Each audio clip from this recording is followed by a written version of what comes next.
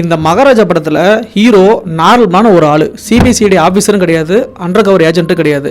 இந்த மாதிரி சாதாரணமான ஒரு ஆள் ஒரு ஸ்டேஷனுக்குள்ளே போகிறான். உள்ளே போயிட்டு அங்கே இருக்கிற எல்லா போலீஸையும், எஸ்ஐ, இன்ஸ்பெக்டர், பிசி ரைட்டுன்னு சொல்லிட்டு எல்லா கேட்டகரி ஆஃப் போலீஸையும் பார்த்திங்க அப்படின்னா ஏமாத்துறான், ஃபுல் பண்ணுறான். என் குப்பத்தொட்டி ஒன்று காணாமல் போச்சு, அதை கண்டுபிடிச்சிங்கன்னா 7 லட்ச ரூபா பணம் தரேன், அதுக்குள்ளே என்ன ஆகுதுன்னா சொல்ல மாட்டேன், எனக்கு தேவை குப்பத்தொட்டி, கண்டுபிடிச்சி விடுங்க, பணம் வாங்கினுங்க அப்படின்னு சொல்லிட்டு அந்த 7 லட்சத்துக்கு பின்னாலையும் குப்பத்தொட்டிக்கு பின்னாலையும் டோட்டல் டிபார்ட்மெண்ட்டே ஓட விட்டுட்டு இவனோட வேலை இங்கே கிளவராக பார்க்குறான் ஹீரோ.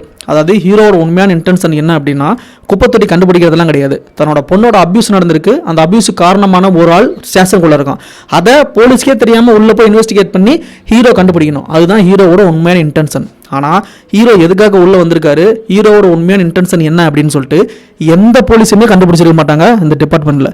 ஆனால் இப்படி அந்த படத்தோட கிளைமேக்ஸை முடிச்சிட்டோம் அப்படின்னா டிபார்ட்மெண்ட் மேலே ஒரு நெகட்டிவ் தாட் வந்துரும்ல.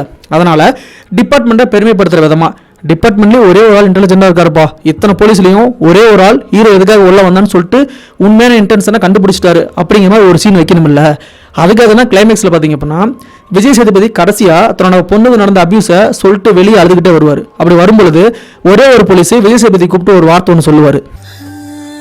தம்பி மகாராஜா, ஒன்று மட்டும் புரியுது, நீ குப்பை தொட்டிக்காக வரல.